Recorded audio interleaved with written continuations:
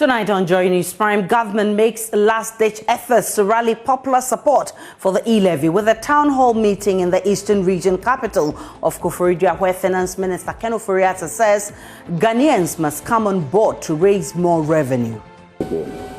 So we then brought to Parliament a 1.75% levy.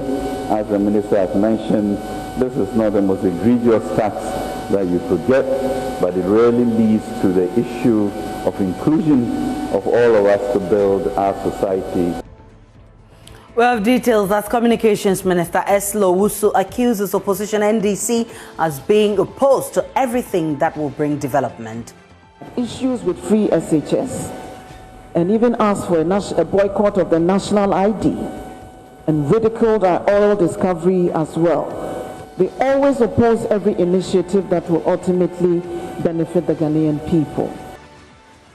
More as some Fix the Country members who turned up at the town hall meeting were turned away from the event. We'll find out why.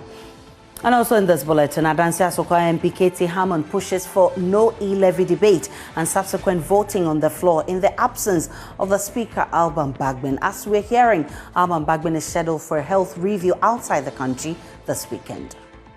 And in business, hospitality sector maintains position as best performing sector in customer services in 2021, whereas public sector remains worst performing sector. We'll bring you details from Ghana Customer Service Index. Looking at the last 18 months, for example, you realize that people expect more from service providers. Customers are now understanding their rights. They are demanding more. They are actually demanding organizations to do more than just serve them. My name is Aisha Ibrahim. Joy News Prime comes to you live from our studios in Kokomlimi on your digital terrestrial TV, because we're free to air on DSTV channel 421 and GoTV channel 144. We are your home of independent, fearless and credible journalism. Please stay for details.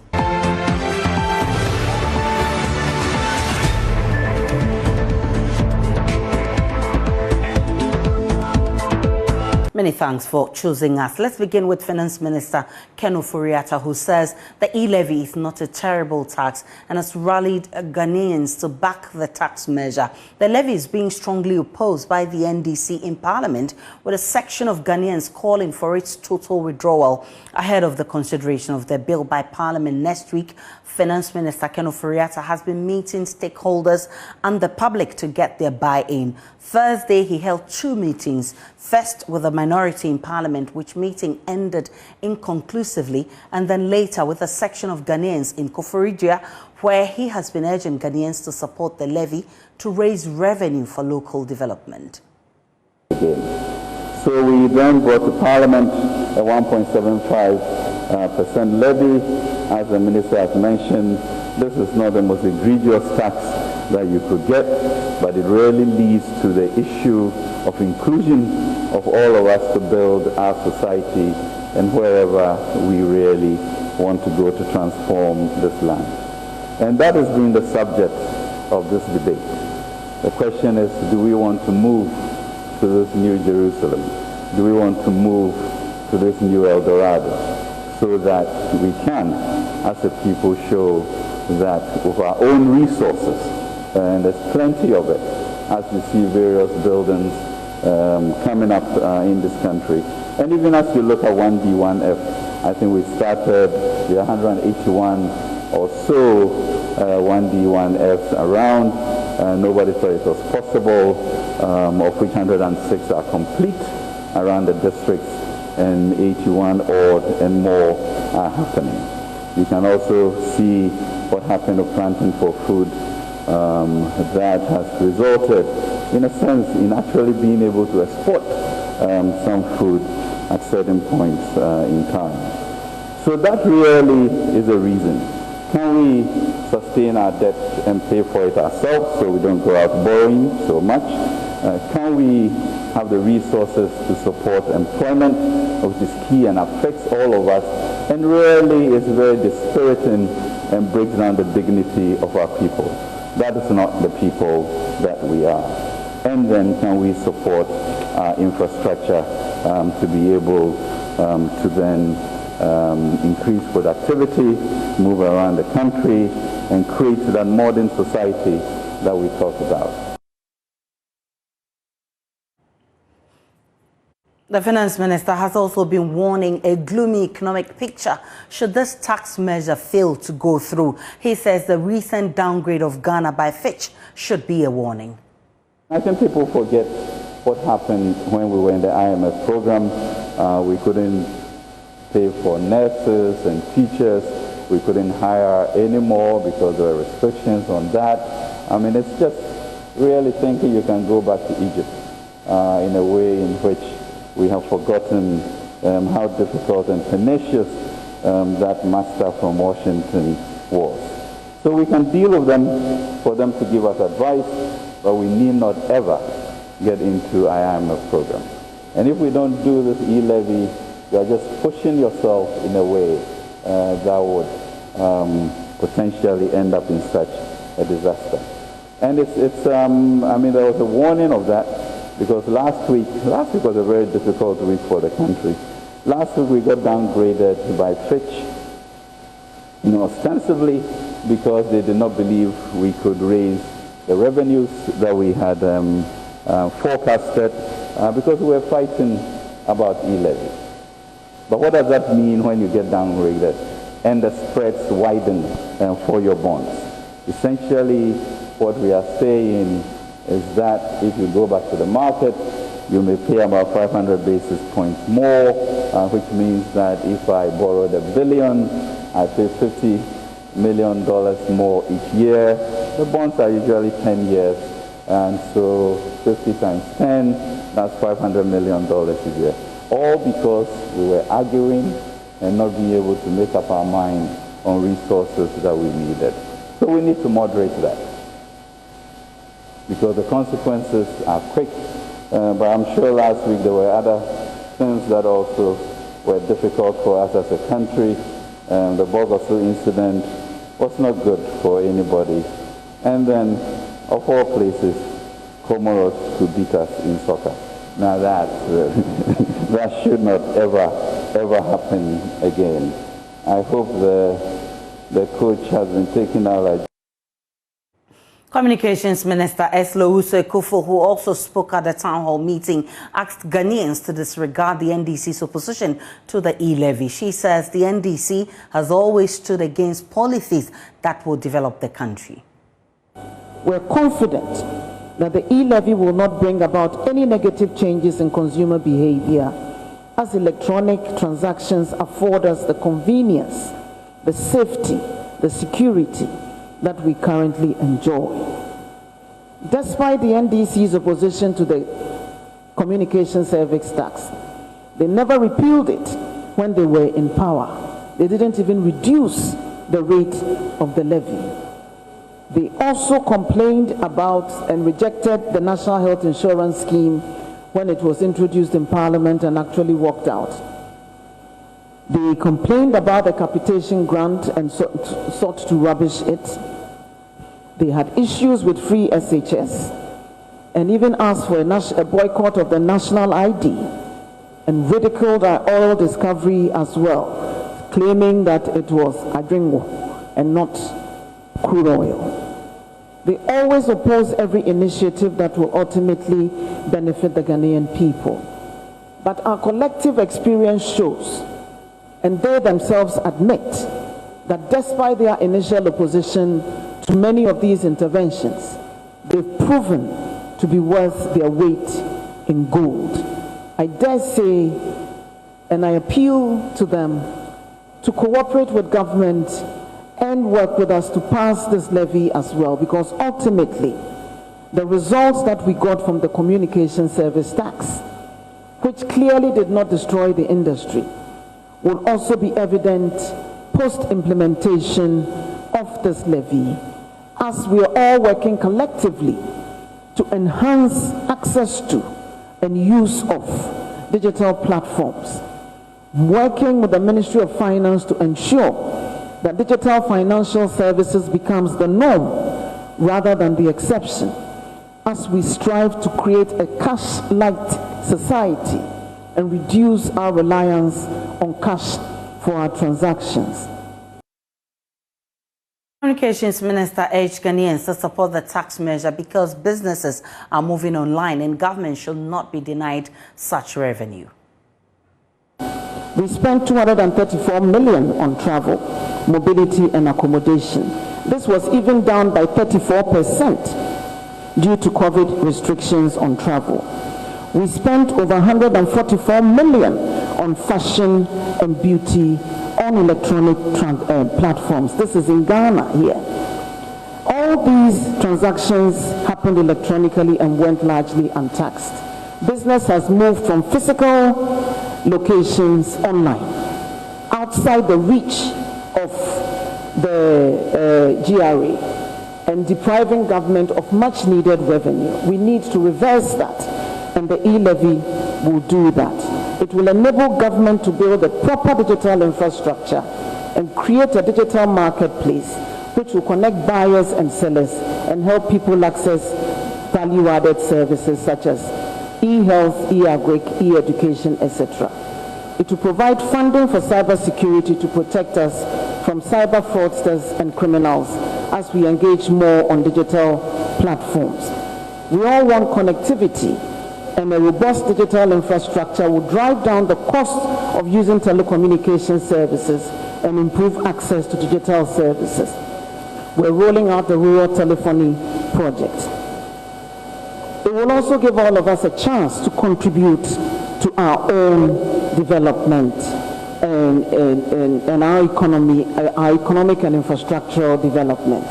It will reduce corruption, theft, and other forms of embezzlement because it is inherently traceable and people can't hide and commit fraud or crimes behind it. If you use a credit or a debit card, you pay between 2 to 4% transaction fees, and so the levy is on the lower end of total cost.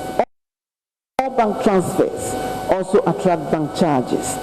So it is not true that this is going to affect or be double taxation or tax our capital as well. But I leave that for the finance minister. Well, joining us is learning members of the Fix the Country movement were denied access to the town hall meeting Thursday. Joining me on the line is Baka Vomawo, who is convener for that group. On what grounds were your members refused entry into the venue for the event? We are still racking our brains on that one. You know, it's really difficult to understand why an event which is seemingly open to the public and to the majority of Ghanaians, where, you know, young people are also, for the first time, waking up and looking to participate in our democracy, showing up at this event, speaking up, spending all the night researching questions. We had 50 questions we had prepared, wanting to be able to thoroughly engage the process were denied in this manner. In fact, we found out there were security officials who had been stationed in front of the venue who were purposely there trying to identify Face the Country persons who were coming to the event and prevent them from entering and sharing and being part of the conversation. But it confirms for us one of our biggest fears from the beginning, because we have been in Takrady, we have been speaking to market folks, we have been speaking to people on the ground, and we realized that so many of our fellow citizens had no idea about the events happening. And that's why we took it upon ourselves to have 25 people representing, you know, the voices of everyday Ghanaians in the room to ensure that we break the seeming echo chamber that was in place, and to make sure that it's not only yes say yes who had been, you know, handpicked to be in the room and endorsing it. In fact, if you look at the event, the vast majority of the people who were there were supportive of the tax, which is not reflective of the public opinion. Joy, I know multimedia has conducted surveys where more than 80% of people were absolutely objected to the tax. This confirms the same survey that we did as well.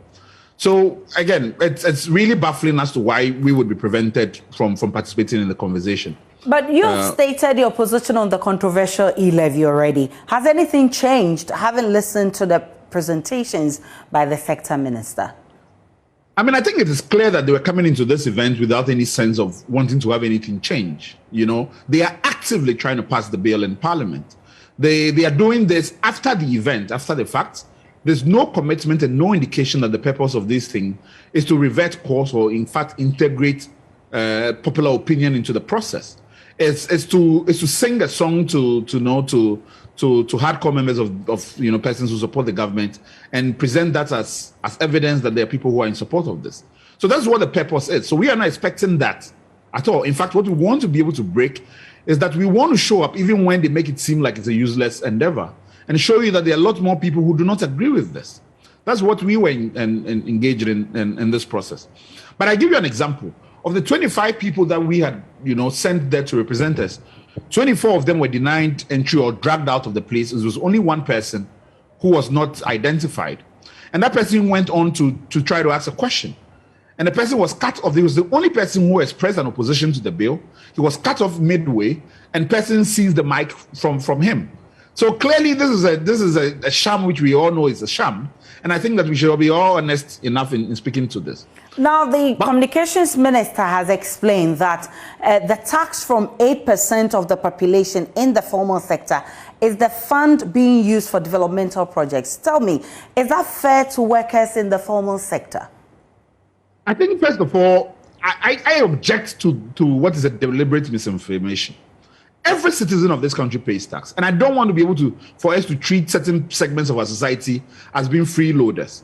Everybody pays VAT. Everybody who is assessing goods and services in this country is paying a percentage of taxes. Now, if we are unable to be able to tax segments of our society, especially persons who are owning high rate apartments in the city, which are not even being stayed in, which have become avenues for money laundering, and we are refusing to engage the property tax system because a lot of the political class hide their money in those places, then that's not a burden that we should only put exclusively on public sector workers or persons in the private sector, where we have overtaxed in this conversation. But as far as we are concerned, the conversation is not only about how much you're seeking to raise in revenue, but it also has to be about showing us how much you are collecting from the revenue which has been wasted from corruption, and also from the Auditor General's report, where we see that there's no committed attempts to surcharge individuals involved in this. And even while we are being called upon to tighten our belts, there's no indication that the political class is doing anything like that. In fact, ex gratia payments went up. All payments to Article 71 holders went up. They even smuggled in their spouses when the law does not require this. We are still talking about the president going on and renting high luxurious private jets. Like, this is the moral decay we are talking about. And to see us then being denied the avenue to express ourselves within a forum that is seemingly open to Ghanaians, it also, diminishes our democracy in a particular way. Mr. Vorman, so your group is concerned about government expenditure, right? Now, the finance minister today assured that government will be prudent. Are you not convinced? I think coming events cast their shadow long way ahead of time. Have you seen any indication that there's a commitment to cutting government expenditure? In fact, when the e-levy was being introduced, there was a smuggling of about 450 or 420 million that was being earmarked for a private company to collect those taxes. There's no indication that they are looking to cut down costs. So that's the thing. Like, you cannot come into this forum where you're trying to take more money from us and convince us that, no, now we are going to be accountable. You should have been accountable years ago. And you should have set out in your budget ways in which you're trying to reduce revenue in critical areas. None of that has happened. But one of the things we are bothered about is that, listen, 15 years ago when we discovered oil in this country, we made and promised that this was going to lift us all out of poverty. In fact, we are poorer now than we were at the time. We are more indebted now than we were at the time when the oil was discovered. We are more polluted now. Our fishermen go and get less fish from the seas because of oil operations. So we become worse off, even when we have found new ways to gain revenue. Why? Because you cannot be corrupt. You cannot, try to tax your way out of corruption when you're not dealing with the root problems. It's like trying to dig yourself out of the hole. It doesn't work. It does seem that, all your concerns or all the issues you're raising will not stop the e-levy from passing. What's your next move? As far as we are concerned, we went to Parliament and we picketed at the front of Parliament. And knowing that this is a Parliament that has been closed off to any other person but the two political parties in this country. And we've tried to make our voices heard. We've mobilized public opinion. We are participating in every town hall event. No matter how much they try to throw us out, we'll be there participating in those forums. And if that fails, we'll put it in place and invite Ghanaian citizens onto the street. We'll go to the court system and challenge it as much as we can. That's what the business of of holding a democracy to account looks like. And even when they have deployed the police to do these things, like for instance, now after what's happened, we went to the Koforidua police station and we lodged a formal police complaint. We are going to go ahead and file and send a petition to the IGP as well. This is what the democracy looks like. And we are showing citizens to wake up and enjoy the process of holding government to account. I'm grateful for your time. Bakavomo is convener for the Fix the Country campaigners. Now to other stories. Rice Millers and Peasant Farmers Association of Ghana have expressed disappointment at the government's decision to indefinitely suspend the implementation of the reversal of the benchmark value discount policy. The two groups say the decision would have dire consequences on the survival of the local rice industry. The farmer group said importers currently benefit from lower import duties made possible by the 15% benchmark discount policy, which has led to the flooding of the Ghanaian market with cheap imported rice. The group says the only available market for rice millers in Ghana is the school feeding program, which is unattractive because of the challenges of delayed payment. The benchmark value discount policy keep imported rice price below local production cost of rice in Ghana. The home-grown rice will continue to be uncompetitive, thus threatening sustainability of the thousands of rice farmers across the country and the jobs of thousands of persons engaged in the rice value chain, from transporters, mill workers, input suppliers, and their households. An estimated number of 100,000 persons who are directly engaged in rice value chain activities stand the risk of losing their livelihoods if the benchmark discount policy reversal is not implemented as planned. It is important to note also that while we grapple with these challenges, farmers from countries where imported rice originate enjoy huge subsidies and support from their governments, including very low interest rate on loans and guarantee minimum selling price for their products. Major rice millers such as Avinas have suspended purchasing of paddy rice. So a huge sum of paddy rice is currently locked up in the various villages. We don't have market, but they cannot also buy, because when they buy and process, they will sell at a loss because of the benchmark value. The rice millers, on the other hand, have to battle with high equipment costs, poor quality of rice produce, high cost of paddy rice, high interest rate, over 35% of interest rate, and low price of imported rice due to dumping from rice exporting nations such as Thailand, Vietnam, and the rest. In fact, as we speak now, here in Tamale, some rice mills are unable to purchase paddy to run their mills. Among them is Avinas, a major rice mill that operates here in Yankwala.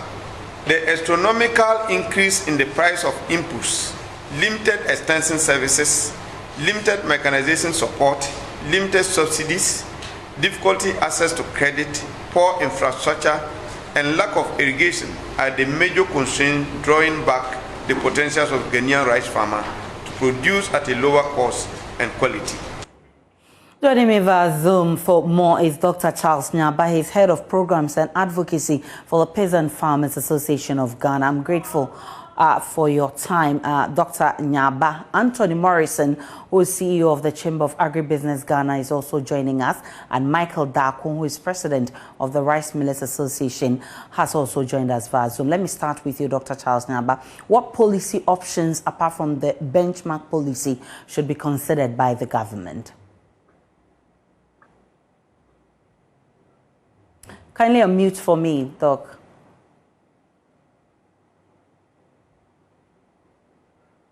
Okay. Yeah, can you hear me? Loud and clear. Yeah, thank you very much. Let me say good evening to my good friend Anthony Morrison and then Michael Dako. Yeah, so sometimes it's shocking to hear government inconsistent policies. If you remember, on the 35th Farmers' Day in the Volta region, the president asked Ghanaians to eat local rice. According to him, his wife has started cooking local rice. The Agri Minister told us that by 2024, Ghana would become self-sufficient in rice production. As a result, the minister was going around the country commissioning rice mills and also providing inputs to increase rice production. This is a country that we keep complaining about low revenue, trying to implement e-levy. But this is free money that you can take to support your local industry to grow, and you decided to now rather subsidize your competitors to come and flood our market with imported rice. When there is potential, because the Agri Minister commissioned a research by a Korean researcher who said that even if you take central region alone, which is the least among the regions that produce rice, can produce enough rice to feed the whole country. So which means we have potential to actually become net exporter of rice. But we are not able to do this because of these constraints. Now you go ahead to rather give comparative advantage to other people to come and flood our markets with imported rice. So we are so much concerned. And the rice value chain employs not less than 500,000 people daily. As we speak, we are losing over 100,000 employees in the rice value chain because rice mills have closed down, farmers are leaving their farms, those who are doing marketing and what have you have all closed down all those activities because of some few importers who put pressure on government to actually reverse this policy. Are there some factors aside from governmental intervention which you see as a critical factor to show up consumption of local rice? No, the factor just has to do with investment. We need to invest to improve the quality of the local rice. We need to make it possible for our rice millers to be able to take credit and then bring in quality processes that will be able to process our rice like those rice that we import. We need to support farmers. Look, as we speak, one bag of fertilizer, which used to sell around 100 Ghana today, is going for 350 Ghana cedis. We cannot even talk of purchasing of tractors and agrochemical. Everything is gone high. So these factors is actually making it very difficult for farmers to become competitive. Now you go to the rice growing areas. How to even commit your rice field when it's time for you to apply agrochemicals is a problem because the feeder rows are all destroyed. Warehousing. Government came in with one district, one warehouse. The warehouses that are built in the various districts, one farmer can produce or fill those warehouses. So let's look at what will happen to the Ghanaian economy in case this trend of rice importation continues. What will happen is that there will be a total collapse of the local rice production, loss of jobs, and then hunger will also loom. Apart from that, we will continue to experience the cedi depreciation because we need more dollars to bring in rice. Inflation, yeah. Let's bring in CEO of the Chamber of Agribusiness, Ghana, Anthony Morrison. I need you to paint a picture for me. What difference will it make if the government resumes the implementation of the reversal of the benchmark values? Well, thank you very much, and a very good evening to your cherished viewers.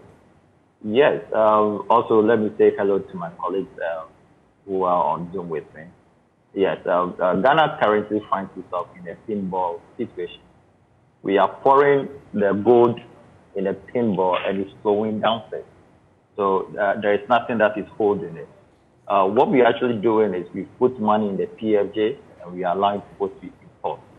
So the taxpayers' money is being used to produce food, and yet farmers cannot sell. However, we are discounting a system that is supplying and producing employment and tax. So what we need to do as a country, we just have to be head-on. We need to focus. We need to be innovative. It's very illogical for the current situation we are facing as a country, having the abundant arable lands in the country.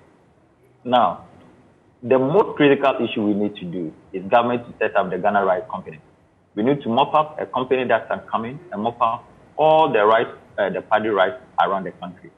I agree very well with my colleague Charles Nyaba. If this is not done, that is actually going to collapse the rice economy. And the rice economy is actually worth well over $4.5 billion. And you don't expect that to go waste. Now, moving on, we only had just about 6% increment in our last year's production on 500,000 metric tons. Now, consumption is well over 960,000 metric tons, and it's projected to increase because there are more restaurants coming, more hotels, the population keeps increasing, there are flooding of other immigrants from various other countries. So the projection for rice consumption is surely going to go up. Yeah. What we need to do... Go ahead. What we need to do going ahead, looking at the 5 major regions, Volta, Northern region, Upper East, Ashanti, and also Western region. These are 5 critical regions that can produce food to rice to feed the whole of this country. Mr. Morrison, but we know that Ghana operates a highly liberal market. Could it not be the case that Ghanaian businesses are not marketing their produce properly? The 5 major countries we import rice from, US, Thailand, Vietnam, India, and the rest, they operate a much liberalized economy. But when it comes to rice, which is a high priority value chain commodity for the country, they control it. The government buys all paddy rices and sells to the exporters who mill them and put their price on it. And you know what? Government makes double tax. We sell it to the rice millers or to the rice exporters. And when the rice exporters are exporting out of this country, their respective country, they pay additional tax. So government is racking in revenue on this. Do you know how much Thailand and Vietnam make on rice taxes annually? That is well over $200 billion. Okay. I don't even want to talk about the cassava that they make money on. So we need to be very strategic. We spend well over $2.something billion annually on both rice production and rice importation. Let's bring in Michael Dako, who is president of the Rice Millers Association. Mr. Dako, if the government approves your request, the importation of rice will be burdensome. However, we also know that your members do not have the capacity to meet domestic demand for the staple. How about that? Good evening, and thank you very much for having us on your show. Let me address the capacity issue. I think that is a very, very flawed argument that has been raised. As of now, the 10 accredited millers in Ghana alone have about 1 million metric tons of capacity in Ghana annually. And we have over 60 mills, talking about the small and medium tier mills that we have in the country. So in terms of capacity, yes, we have the capacity to meet the complete rice mills of Ghanaians as of today. And we have more rice mills coming up. Have you tried engaging the government any further on your concerns? Yes, we have. We were at the Ministry of Agriculture yesterday.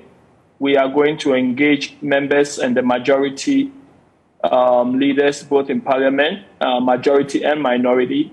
And we plan to be at the Office of the President next week. What has been the response so far?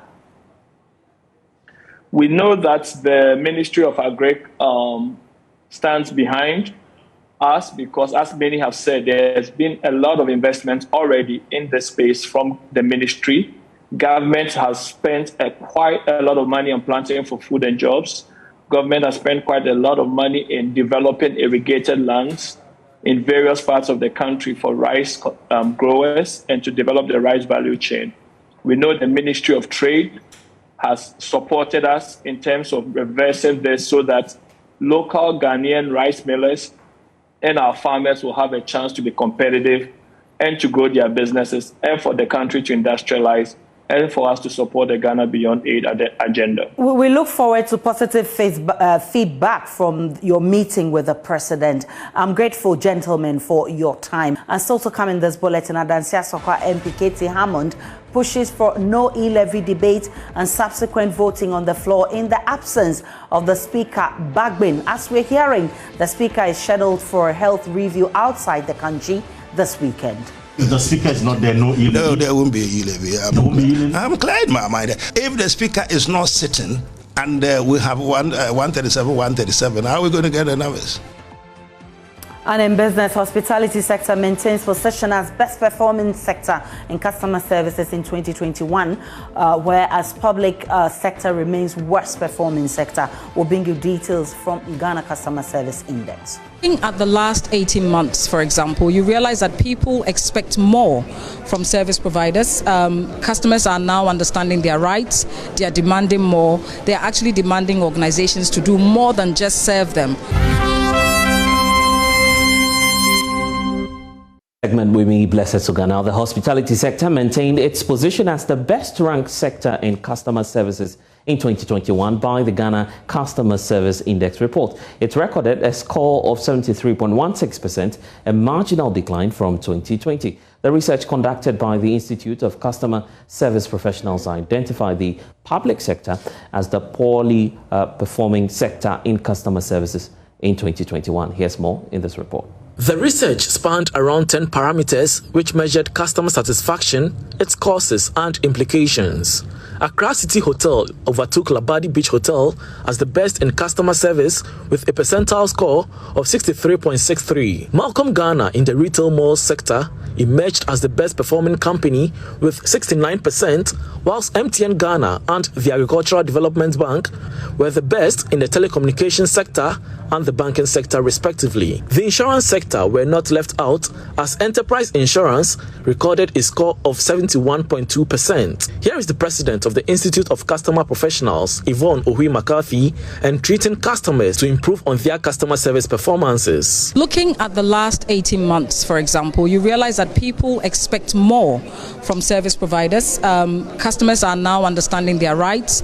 They are demanding more. They are actually demanding organizations to do more than just serve them. They actually want organizations to be ethical and to also contribute to the society. So we have a problem in Ghana when it comes to customer service. I think we all agree on that. But the problem is beyond just the person who is offering the service. It's a governmental problem. It's a national problem. So we need to start looking at our customer service issues from the top. Now, if you look at this year, the public sector came last. And I was saying that the public sector is like our big brother. They should do more so that the private sector will follow. However, they find themselves at the bottom, and that's a true reflection of what our customer service situation really is. The overall satisfaction score for Ghana was 66.26%, which is a marginal increase from last year's score of 65.55%. The Ghana Customer Service Index is a national indicator of customer evaluations of the quality of goods and services patronized by both Ghanaians and non-Ghanaians living in the country. Now, the Finance Minister, Ken Ofori-Atta, has charged the Customs Division of the Ghana Revenue Authority to put in more efforts to reduce revenue leakages at the ports. According to him, this will bolster government's quest to significantly improve Ghana's tax to its relative size of the economy from 13% to 20% by 2024. Here's more in the following report. The Finance Minister made a call at the International Customs Day celebration under the theme Scaling Up Customs Digital Transformation by Embracing a Data Culture and Building a Data Ecosystem. In a speech read on his behalf by George Brefo, Ken Ofori-Atta charged the division to work efficiently to support government's quest to boost the country's revenue. I'm confident that there is more that GRA and Customs Division in particular can do to further enhance its level of efficiency whilst reducing revenue leakages at the ports to its barest minimum.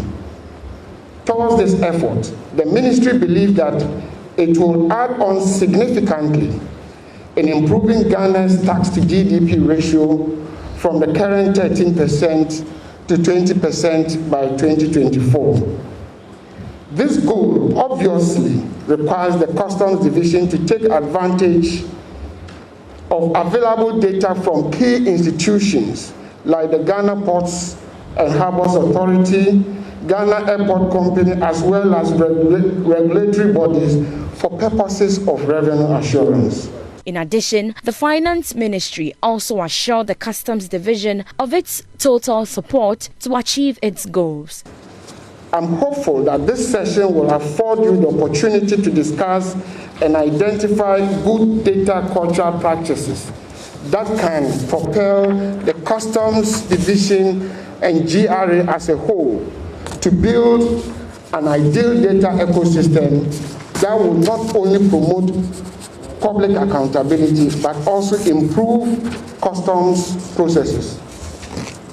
Mr. Chairman, ladies and gentlemen, be assured that the Ministry of Finance will continue to support you, particularly all custom-related matters geared towards revenue mobilization, as well as border controls. Meanwhile, Reverend Dr. Amishadai Owusu Amwa, Commissioner General of the Ghana Revenue Authority, has hinted that his outfit is working on a data warehouse system for the GRA, which is set to be completed by middle of the year. We are working on a data warehouse system for the entire GRA, and this data warehouse system will ensure that the customs data is integrated into the domestic tax data and also integrated into third-party data, which includes the DVLA, LANS, and many other departments, SNIT, and the rest. And this is going to be a huge database that allows for cross-referencing and identifying opportunities for compliance as far as tax payments are concerned. I must say that this project is far advanced, and we are expecting that it will be completed by the middle of this year. And we'll continue to build on the database and to ensure that data and data ecosystems becomes one of the best in GRA, one of the best in the world to be found in GRA. This year's celebration was climaxed with the distribution of the World Customs Organization certificate to some personnel for displaying high level of professionalism and hard work along their line of duty. And that's all for now. We'll return with more business stories later tonight. Hello, good evening and welcome to the sports segments live here on the Joy News Prime with me, Oreku Ampofo, Speaker of Ghana's Parliament. That's Right Honorable Alban Bagbin has called for an investigation into Ghana's poor performance at the ongoing Africa Cup of Nations. The Black Stars failed to make the last 16 after finishing bottom in Group C, and the Speaker of Parliament has ordered the Select Committee on Sports to look into Ghana's campaign in Cameroon and submit a report by the end of February. And it's important we take a very serious view of it. And that's why the investigation. And so at the end of the day, this House will have the opportunity to discuss, debate it, and then we'll take a decision. We should consider this matter before they engage with Nigeria as being stated. And that is why I gave the end of February. If it is that we are just doing it for the purposes of a long term, then, and that we don't want it to affect the already approved and decided program of the Black Stars, then let's say so. Then we can give the committee much more time. But really, I think that we should consider the matter before any further engagement of the Black Stars with any team towards whether qualifying for the World Cup or whether even ECOWAS or whatever.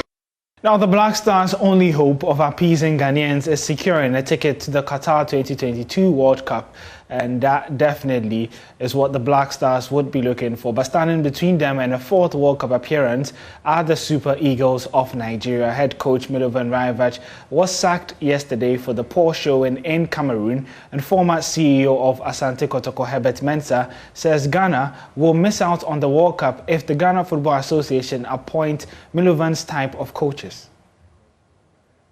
You go and take a coach whose only claim to fame is something that happened 12, 13 years ago. And I looked at the screen and I thought, well, okay, maybe there's something I don't know. But I was very concerned because football has evolved so much in the last 10, 12 years. And if you go back further, it's evolved even further.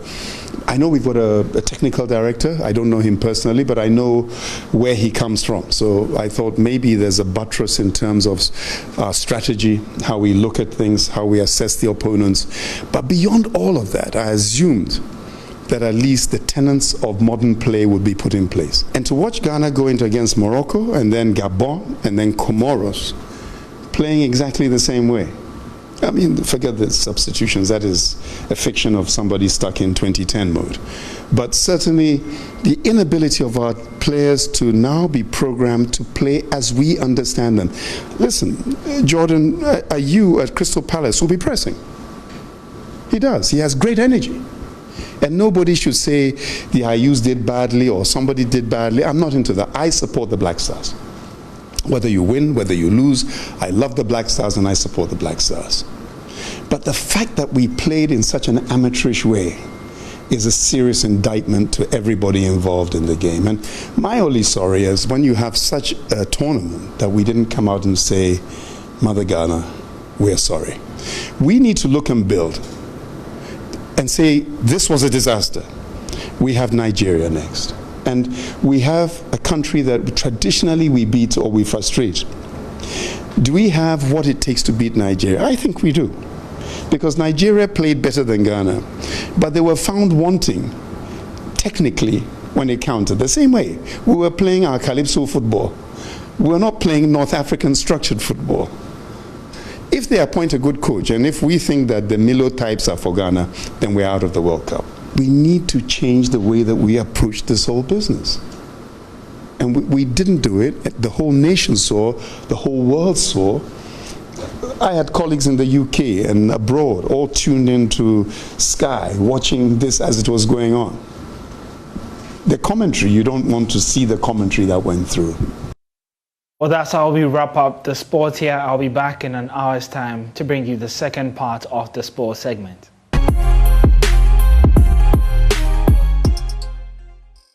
Time now for Showbiz. KMG is here with the very latest from the Showbiz world. Hi, KMG. Hi, how are you doing? I'm good. It's all about Ichoke, right? You know what I'm saying. So, Safari is getting ready for a homecoming concert in the Volta region at the sports stadium. And Kofi Mole has also been talking about his journey so far in the music industry. Okay. So, yeah, those are two stories coming up. And Ghanaian singer Safa is set to have a homecoming concert in the Volta region at the whole sports stadium. And she talks about preparation towards it and why she even decided to be going to the Volta region in the first place. Where exactly in Volta region is the whole sports stadium. We're going to the stadium? Yes. Are you kidding me? Yes. Congrats, girl. Thank you. Yo, it's a stadium show. My goodness. Oh, for real? Yes. Anytime I tell people that same expression, I'm like, oh my God.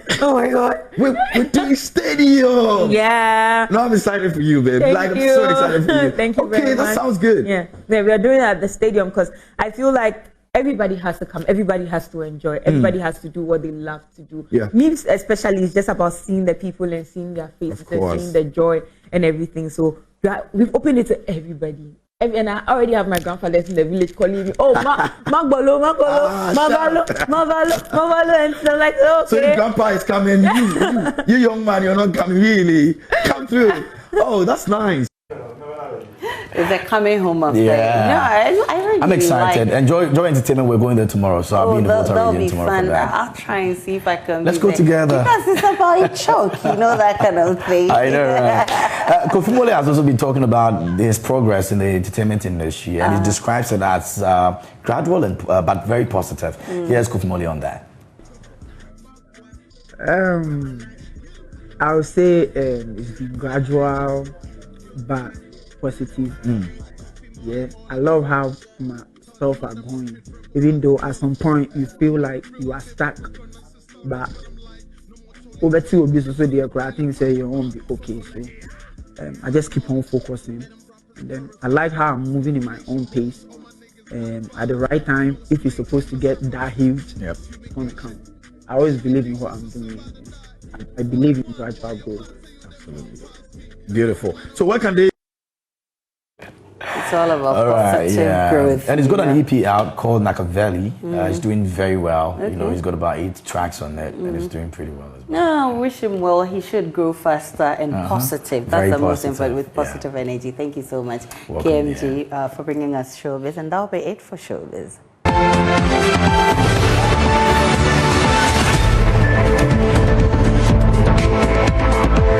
Outside Parliament, we will continue to fight against the e-levy, even if approved by Parliament. That's a warning coming from the convener of Justice for Ghana, the group protesting against the approval of the levy. The group has been picketing at the entrance of Parliament since Tuesday. In an interview with Joy News, leader of Justice for Ghana, Bernard Mono, observed they will return to their homes after Parliament adjourns sitting for the day. Obviously, when Parliament closes, we have to also close. Because the intention is to be here and to monitor and to keep momentum on our members of Parliament. That they should not think that they are in this battle against official thievery of our resources by the state under the guise of taxation. And so when we are here, the signal is sent to the members of Parliament that we are here. And in their submissions, they must make reference to the fact that citizens are not sleeping at home because of this electronic transactions levy. Obviously, we think that it is a way to pickpocket from our state or from our individual packets. And so we have insisted that government should withdraw it because the ramifications are too much for the people of Ghana to take. We are already overburdened by numerous taxes that have not yielded the desired results in terms of development to the people of Ghana. You don't need to come and collapse the little that is left of us. And so we are here. But I mean, you are wasting time and resources. You go home, you come, you transport yourself. I can see you have some water here as well. I mean, some say you are just wasting your time here. In the struggles for our national liberation from the shackles of colonial powers, they wasted resources, so you would assume. But that wastage enabled us to have independence, which independence enabled President Akufo-Addo to become president of today. Some must sacrifice for the cause of the rest of society. We are sacrificing. Why are you moving to? We are moving as the sun moves towards our direction. We change location, so we are going to the other end of the Parliament House. I see. Where we normally sit. With your you look like refugees. I mean, some people who've been abandoned. People don't want us to have economic refugees. Why not? And so we have no difficulty whatsoever being described as refugees. In fact, the e-levy would put us in a worse situation than refugees. The e-levy has still not been withdrawn. So I will continue to stay here till we hear officially from the leadership of Parliament that the executive has called their people to withdraw that component of the 2022 budget, which is the pickpocketing policy being introduced by the Akufo-Addo administration. That is why we are here, and there's nothing that is going to break our resolve. Because for us, consistency and persistency is the game to defeat Akufo-Addo's thievery and the kleptocracy that he has established. So do you sleep here or you go home and come? We go home and come, and that is tactical. We just don't go home. We go home when we pick signal that we can go home. There we go. But if the signal isn't clear, we stay here. Well, the Minority Chief Whip Muhammad Mubarak says his side has moles within the cadre of the New Patriotic Party's members of Parliament. According to him, having moles within the rank and file of the opposing side is a necessary evil, especially as information is key. The Asawasi MP explains that both sides of Parliament have moles on the other side, and that often disgruntled members of the party are targeted to serve this purpose. That whether fortunate or unfortunate, that is rather gluing us together. It has? Oh yes, because now we think that, oh okay, if those of us who were on our side and probably were trying to assist them, try to give them information, because I mean that's part of the Parliament. I'm a chief whip. I will be the last to tell you that I don't have a mold in there or they don't have a mold here. We all do. I mean, information is key. You need to know how the others, what they are planning, what they are trying to do. So you have a mole in your ranks? How did we get speaker elected if we didn't have someone? So you knew someone was going to vote for you? Evans. But that's an interesting point, actually. There's somebody in my... So now I understand why you were so insistent on the secret ballot, because you knew there was one person in there. It's not one person. I mean, it's the reason why I became the agent myself. Because you knew. We'll talk about that another. I think your station is doing some documentary. Yeah, documentary on that. They've come to take a lot. Yes. I mean, yes. I mean, so we all know. But they'll fish out the mole now. Oh, that's not possible. That's not possible. But that is undermining the group dynamics. No, that's one of the things. When you are providing leadership, it's the price of leadership. You cannot appease everybody. So there are disgruntled elements among the majority. Whether on our side or on the side. Because by the time you finish committee, let me tell you, I have finance committee, and people come, and before they even get sworn in, people are filling the form to be on finance committee. We have only 12 seats on finance committee, and I have 78 people who have completed the form wanting to be on finance committee, and I have to take only 12. How can I please? So by the time I finish selecting 12, somebody's unhappy. 78. Somebody will be happy. Somebody maybe he didn't get finance, maybe he's on mines. He may take consolation. Some other person will never forgive you. I get it. So you have that on both. So you look for people and you cultivate them for your purpose. That's interesting. In the Congress or in the House of Commons, they call the wheels the forces of darkness, because you have to keep your ear to the ground.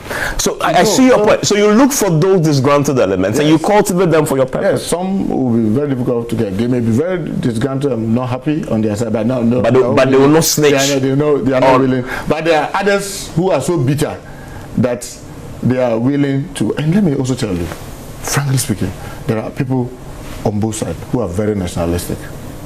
But the fear of the party whips and the party system is forcing them to stay at bay. So when an opportunity comes, for example, in a secret ballot, I mean, you saw the shock we had was worse than theirs. Yeah, with the ministers. In our case, in the speaker thing, I mean, plus or minus, the people from the other side and this side may not be more than, say, 5 or 10. I get it, because they were cross things that really happened. I mean, I'm sure when the documentary comes, you see more of the information. There were a lot of things, because we targeted 20 from the other side. I mean, knowing very well that there could be others on our side who are also not happy and those things. And it worked out. At the end of the day, there was this two that statistic, because one was spoiled. So that statistic, at the end of the day, we just won. But the most important thing is that when there's secret ballot, MPs are able to do the things either based on the influence or based on their conscience. I get it. And that was why you saw in the case of the How Kumsing, Kodo Pong Kuma, and the which was a bitter pill for you. Away from Parliament, some 66 market queens in Kumasi say they are prepared to foot the nomination fees if Trade Minister Alan Tremantin declares interest to contest the flag bearer position of the NPP. They're prevailing on him to commit to lead the party to victory to improve trade for a lot of market women in the Ashanti region and beyond. The market queens addressed the press after a pro-NPP women's group, Queens, donated trips of chippings and bags of cement to improve conditions at the racecourse market in Kumasi. There's more in this report. The dusty and muddy conditions plaguing traders evacuated from the central market attracted the attention of Queens, a pro-NPP women's group. The group, with strong affiliation to Alan Tremantin, supported the market with bags of cement and chippings to help improve their trading environment. Efia Kranchewa is president of Queens. And all that we do is we project Chief Alan. And we came to Racecourse where Central Market women were brought. We came this afternoon to present a trip of chippings and 200 bags of cement to aid them in their trade. And we are taking this opportunity to call on Chief Alan to contest on the presidential race that is coming up. The donation was met with chants of no Alan, no vote. The 66 market queens indicated their readiness to pay for the nomination fee of Trade Minister Alan Tremantin, urging him to get ready to assume the flag bearer slot. Adwenihema Grace Ejay Dakon and Nanaya Foriwa, the Yam Queen, spoke on their behalf. Dimu ada yewura atramasen ase. E woni afefe dia wabeya ama ye yewura atramasen. Tramaten ase. Woni a onyame nam nimu nam ye nua ma. They thank Honorable Alan Trematin for the intervention. Yewura atramasen eye batan bia. The process de ma no eye adwuma eho adwuma. Na waye ni ye papa. Yewura atramaten so waba power edwadie bekoso ama ye. Ebi se dwadie ene yewura atramaten yewura de to ano wahwe yie wakaye emra ye beda ha nanson ebeda atechem. What Alan Cash has done for us is beyond our imagination. Anita Sewajuge's reports read to you. Persons with eye defects have been urged to seek proper medical care and desist from self-medication of the eye to avoid complete damage of complications. The Deputy Managing Director of Roberts & Sons Optical Services, Monique Atta, says self-medication of the eye, just like all other health issues, exposes one to further deterioration. She was speaking at the official opening of the Koforidua branch of the company. The treatment of eye defects and associated conditions with self-made concoctions and over-the-counter medicines continue to pose health threat to many. In Ghana, some persons who resorted to self-medication of the eye have either been rendered completely blind or experienced complications. In such cases, one may be requested to cough up huge amount of money to seek medical treatment elsewhere. The Deputy Managing Director of Roberts & Sons Optical Services, Monique Atta, says the dangers associated with self-medication of the eye is dire and enormous. Medication for any other part of your body, it's critical that you don't self-medicate because you might end up injuring your eye way more than you think, or even damaging the back of your eye, which you may not recognize for a while. And now it's very available. Maybe when you go to the market or you're by the roadside, people are selling all kinds of things. Please stay clear from that because self-medication can be damaging to your eyes and cause you loss of vision. And loss of vision is not something that anybody wants to contend with. The opening of the Koforidua branch will cut the cost and the trouble to travel long distances from Koforidua and other parts of the eastern region to Accra for eye treatment and consultation. This is because the eye care service provider has in place a state-of-the-art equipment and qualified healthcare attendants to take care of all eye conditions. The head of business with Roberts & Sons Optical Services, Daniel Osei, says the facility will provide primary vision care ranging from sight testing, treatment and management of the eyes. What we have actually brought here, we don't even have some of it in Accra. Like I said, many of our customers from Koforidua have always asked us to open a branch here so that they wouldn't have to travel all the way to Accra for our comprehensive eye care services. So we have pediatric services here. We have geriatric services also for adults. We have our frames, wide range of frames. We have our lenses. We have corporate services also. So anything basically that has to do with eye care, we are here to provide for the people of Eastern region and Koforidua in particular. What we are doing, so our kind of optical services is comprehensive. So anytime you walk in to do an eye test, we do check your eye pressure, we do check the back of your eye, what we call a fundoscopy test. We do quite a wide range of tests before a doctor decides that he's giving you medication or is giving you glasses to correct your any eye defect that you have. The Ejisu Municipal Security Council has visited the Ejisu Senior High Technical School with a resolution to complete a fence wall around the institution to ward off intruders. There have been 3 violent incidents where 3 students were stabbed in that school. Lack of a defined school perimeter wall has been cited as major contributory factor fueling the student unrest. Chairman of the Municipal Security Council, Samuel Odrofrimpong, has warned anybody who falls foul of the law will be dealt with accordingly. The Municipal Security Council's visit to the campus of the Ejisu Senior High Technical School was to engage the students on recent incidents and find ways of addressing security challenges facing the school. 3 students were stabbed in 3 separate incidents.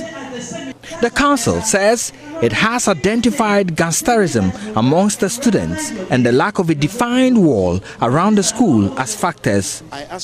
Samuel Odro Frimpong is municipal security head. What is causing the problem is that we have groupings in the school. So if a member of, say, Group A is attacked by Group B, then they have to retaliate. And we are telling them that this will not land them anywhere. So we want to ensure that all those groupings are disbanded and to ensure that they concentrate on their books. We have resolved to complete the fence wall to ensure that to have access to this school, you must use the main entrance. That is number 1. Again, we have put in place some police officers to watch around till the students vacate tomorrow.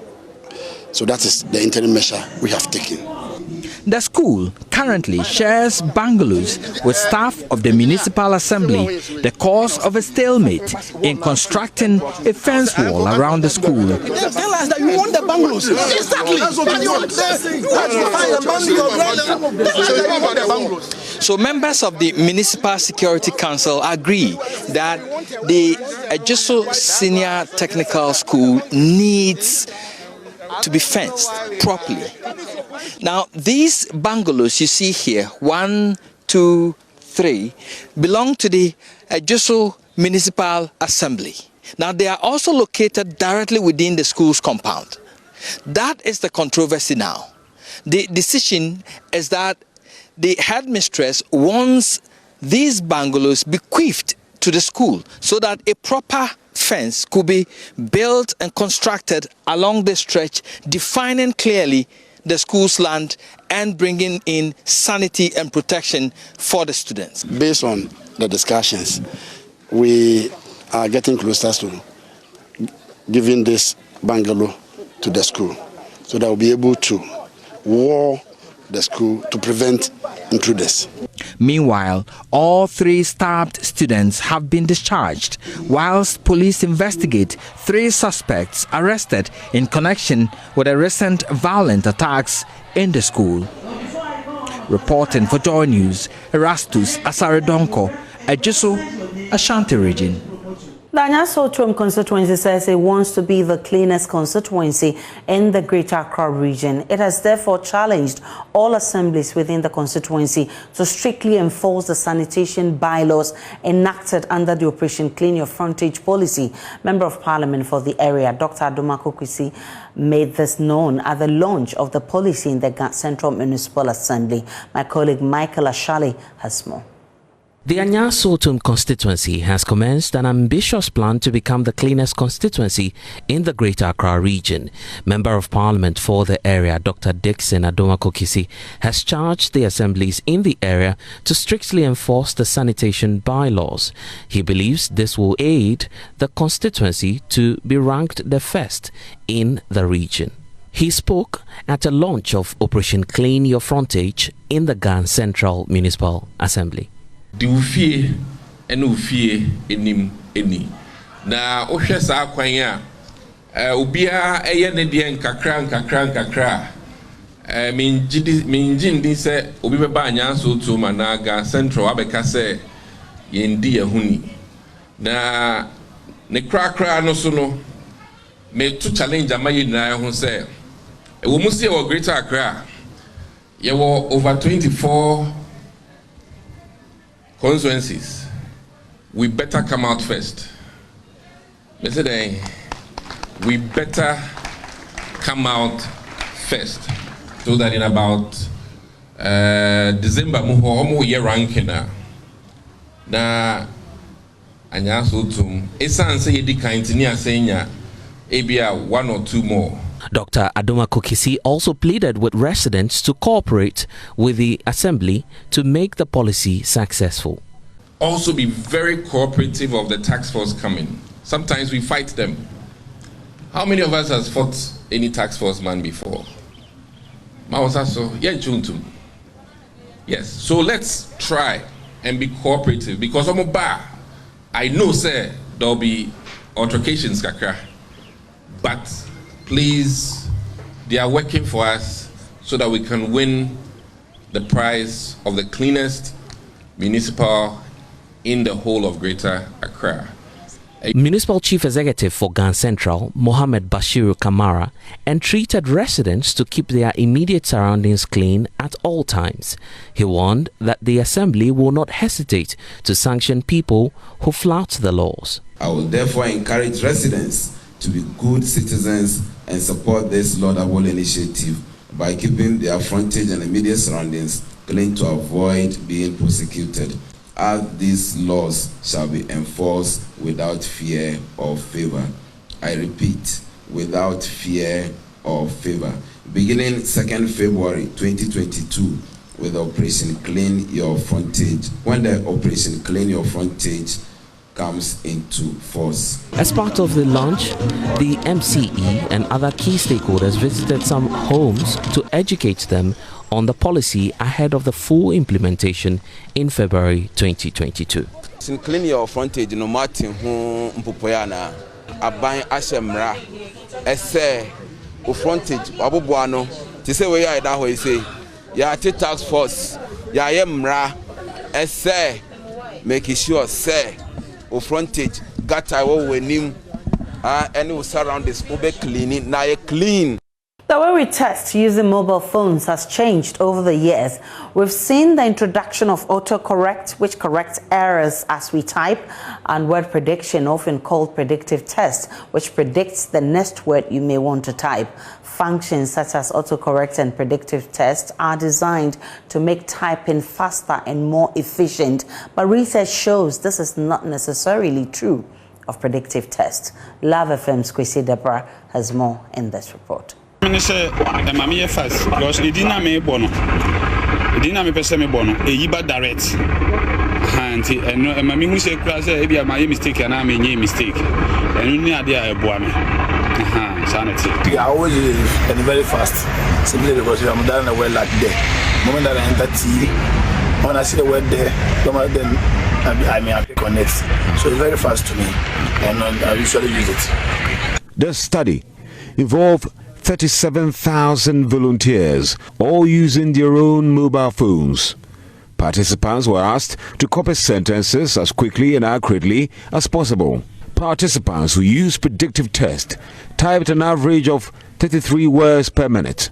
This was slower than those who didn't use an intelligent text entry method, gleaning 35 words per minute. This was also significantly slower than participants who used autocorrect, gaining 43 words per minute.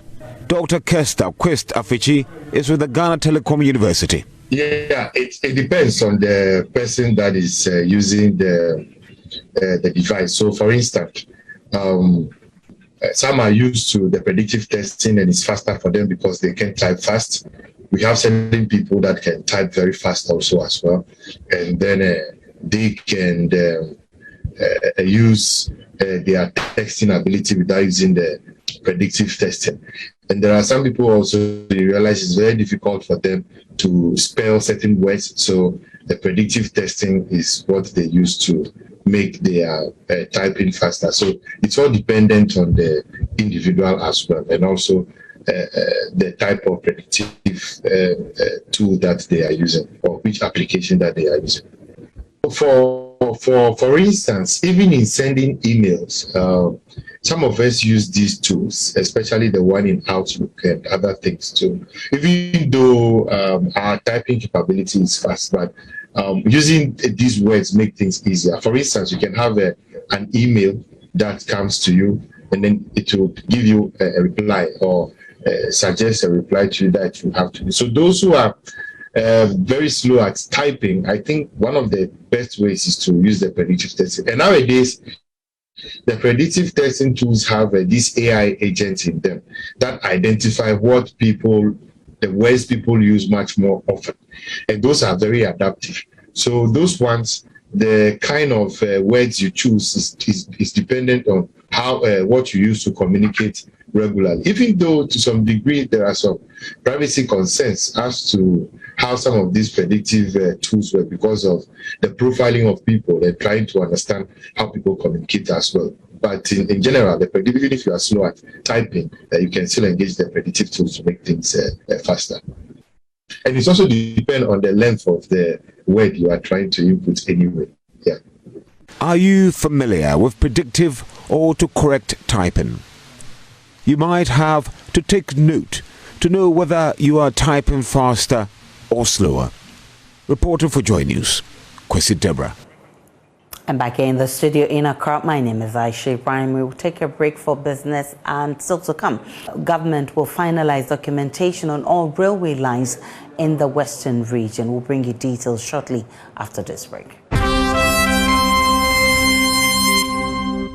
Hello there again and welcome back to Business on Joy News Prime. Now, government will finalize documentation on all railway lines in the Western region for potential contractors before the end of this year. This assurance from the Minister for Railway Development, John Peter Amewu, follows a call for the improvement of in railway services for the transportation of explosive materials for mining firms in the area. Commenting on the development, Peter Amewu told Joy Business that the President is committed to awarding the contracts before the end of this year. There's more in this report.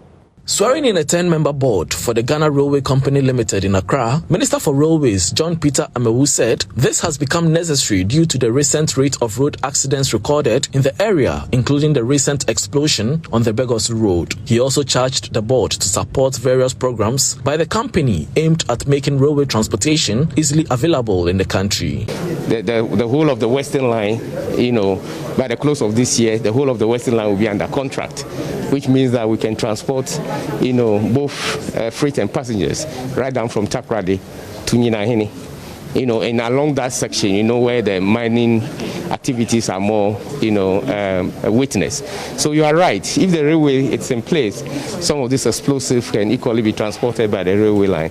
And His Excellency is determined, that we speed up the construction of the rail line as quickly as possible. And you can see it yourself.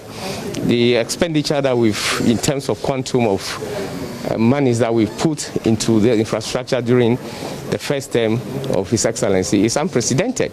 Chairman of the board, Daniel Kwame Ajugle, accepted the challenge and promised to improve the efficiency of the company. By these, the company will be able to achieve its objective of providing safe, comfortable, and reliable rail transport services at competitive rates for profit. I would like to take this opportunity to welcome members of the board to the challenging responsibility to help revamp Ghana's railway industry.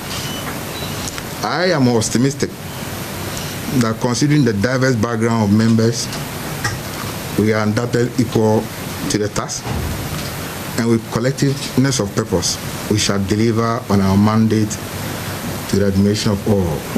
The minister therefore disclosed to the media that government is focusing more attention to the sector due to its enormous benefits.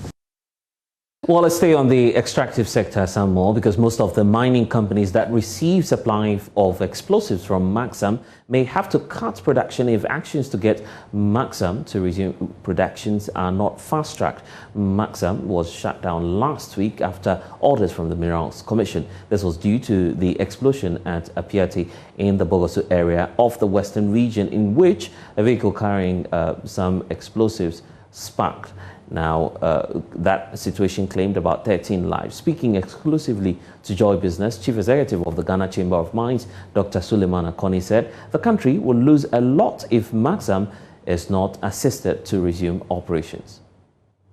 Back of the envelope calculation we did yesterday, I think it comes to about $1.75 million per week. That's just by way of mineral royalty. For a week? For a week, yes, for a week. If these companies they run out of explosives and they can't get alternative supply and everything grinds to a halt, then that is the impact. But this is just for royalties. It will not come to taxes, it will not come to pay. Not that, exactly. So we are talking millions of, and I'm sure the Sector Ministry Minerals Commission is also aware. So all of us jointly are working around the clock for this to be resolved quickly. When you have a catastrophe like this, it stands to reason that there would be challenges with the system, and one of the challenges we would have is to say, stop work and let's make sure that everything is right before you guys allow you to continue. So that's the phase we're actually going through. And we just plead that we expedite action with the investigations. We know that the minister, the Honorable Minister, has received a preliminary report. We're not too sure how conclusive it is, and that's why we are confident that hopefully within the next few days we would have the good news that all is well at Maxam, and then they'll start production. You indeed indicated in your press release that you sent some relief items. I mean, are we going to see more from you? What other support are you giving to the community and the people who are involved in this accident? I think it's important that we provide support, and I'm happy that the executive committee of the chamber readily approved, for us to provide the necessary support to the people. Huawei Ghana has indicated its readiness to digitally transform local businesses and the Ghanaian economy. According to the channel manager, Randy Opong, the company is poised to support the economy through its digital transformation strategy that will create opportunities for the youth. He spoke to Joy Business at the launch of the company's new product in collaboration with TD Africa. The new product aims to bring digital transformation to every meeting room and open office, promoting office and production efficiency for enterprises and Ghanaian communities in need of advanced networking infrastructure needs. It will also ensure convenience and in addition create a wide range of benefits for the youth in the country. Here is the channel manager for Huawei Ghana, Randy Opon. Digital transformation is upon us. And as Huawei, over 253 Fortune 500 companies globally have chosen us as their digital transformation partner. And we are also enabling these organizations and government institutions to digitalize their business, to digitalize their operations. The Huawei Enterprise Business Group is the newest and the fastest growing business group within Huawei. And we work with enterprises of all sizes. We work with government agencies and government institutions to help digitalize their operations. Coordinating Managing Director for TD Africa, Chioma Chimere, explained the rationale behind the collaboration. So the Idea Hub is an ingenious product. It's a product of value. It's a product that is so important in the times that we're in. Everybody's sitting down here wearing their masks, distancing themselves socially from the rest of us. It's a collaborative hub. It's a hub that bridges the physical distance that we have today. It's a hub that gives you the feeling of being together when you're not actually together. The Huawei Idea Hub series is an intelligent endpoint which integrates multiple functions. Now, as part of measures to deepen financial inclusion, Alliance Life Insurance Ghana Limited, in partnership with Ghana's leading mobile financial services provider, Mobile Money Limited, have launched a life insurance product named Alliance for Life. The ceremony saw the CEOs of both companies and the brand ambassador leading the launch of the product. There's more in the following report. Alliance for Life is a life insurance product which provides customers with cover for hospitalization, disability and death with as low as 3 cedis to a maximum premium of 22 cedis. This guarantees sum assured amounts from 1,000 cedis to 10,000 cedis in the event of death and a hospitalization benefit ranging from 10 cedis to 100 cedis per night. Jane Kitome is the Chief Retail and Marketing Officer of Alliance Life. This is a product which we term as a micro insurance product, and what that means is that it is so affordable, so no matter the income bracket you belong to, you can buy the product with as little as 3 Ghana cedis a month and you have a cover. So you have insurance cover. These days, insurance is not for the wealthy. Insurance is not for those who have so much money. Anyone at all can't buy Alliance for life. It is so affordable. It's a flexible policy. We give you a grace period. Even if you do not pay premiums for some time, we give you 3 months to come back and then continue paying paying for the policy. Meanwhile, the Chief Executive Officer of Mobile Money Limited, Eli Hene, said the partnership is part of moves to leverage digital platforms to drive technology in the country. The partnership with Alliance is to deliver the same solutions to insurance services so we can reach our customers in a more efficient way. So we saw that opportunity in this partnership and we came along to be able to deliver insurance products to Ghanaians. I'm sure we all know that insurance penetration is still very low and mobile penetration is very high. So if you leverage the advantage of mobile penetration to drive a product like insurance, you would be using that advantage to speed up uptake of insurance in Ghana. On his part, Chief Executive Officer of Alliance Life Insurance, Gideon Ataraire, said his outfit is committed to boosting confidence in the insurance sector. There's news about some insurance companies, because of the new minimum recapitalization, some insurance companies will not be able to make it. So we are letting people know that it's not Alliance at all. We are not in that category. That's number one.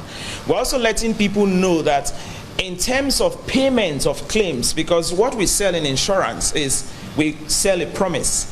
So we're telling people that when it comes to claim, when it comes to that time when people are down, we will not even blink before we pay our claims. In fact, internally we have a saying that we look for every reason to pay a claim.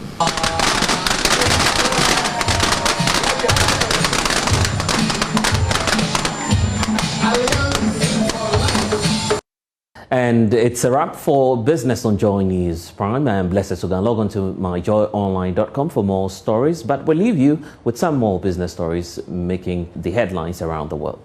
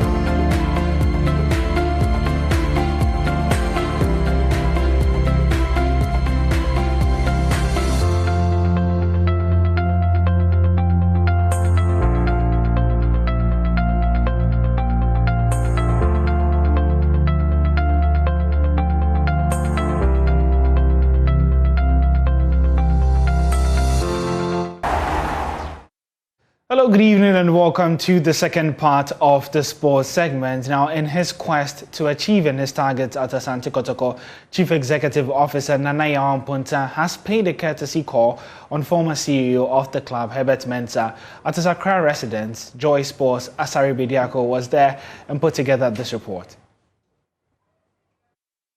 Young, energetic and full of ideas, Nana Yamponsa is in his second season in charge of the African Club of the Century, Asante Kotoko. Being the CEO of such a great club is a difficult job, a task not for the faint-hearted. The astute football administrator is committed to drawing back the lost Kotoko glory, but that will be a pipe dream if some of the best former CEOs of the club are not consulted. It was no surprise the 2019 GFA presidential candidate has paid a courtesy call on Herbert Mensah, one of the most efficient and hardworking leaders of the Porcupine Warriors.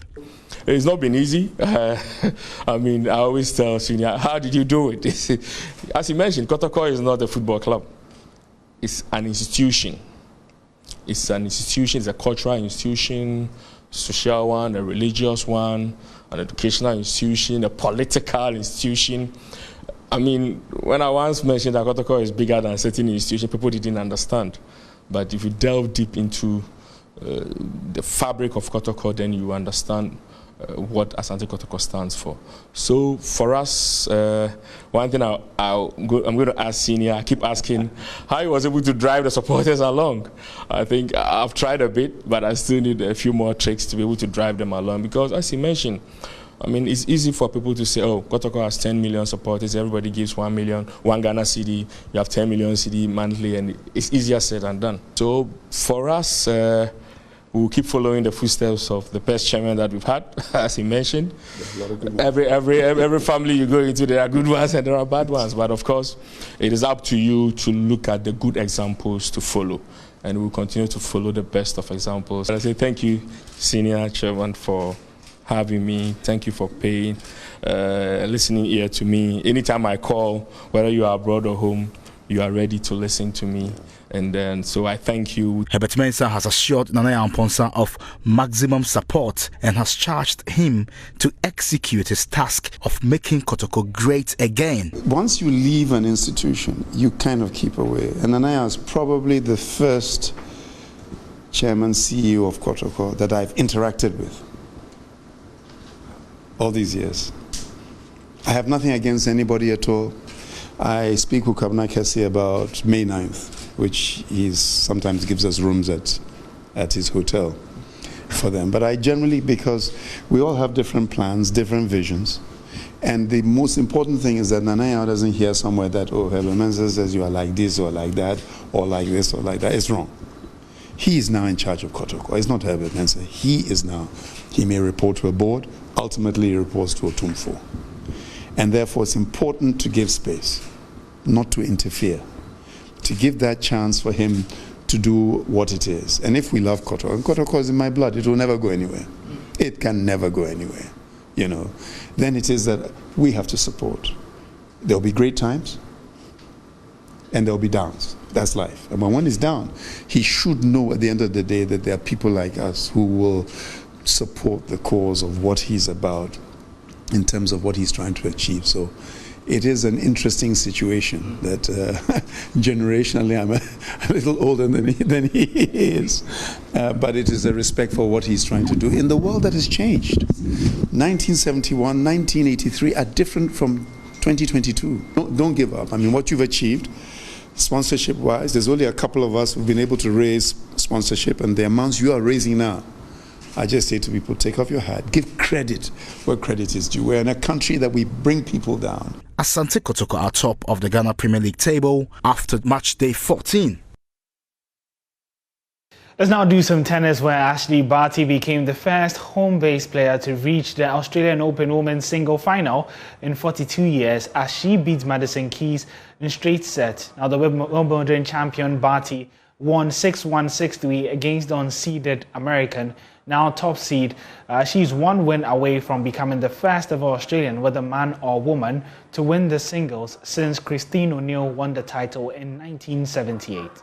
Well, that's how we wrap up the sport here. You can get some more sports stories on myjoyonline/sports or on our social media channel on Twitter @JoySportsGH. My name is Ulrich Wampofo.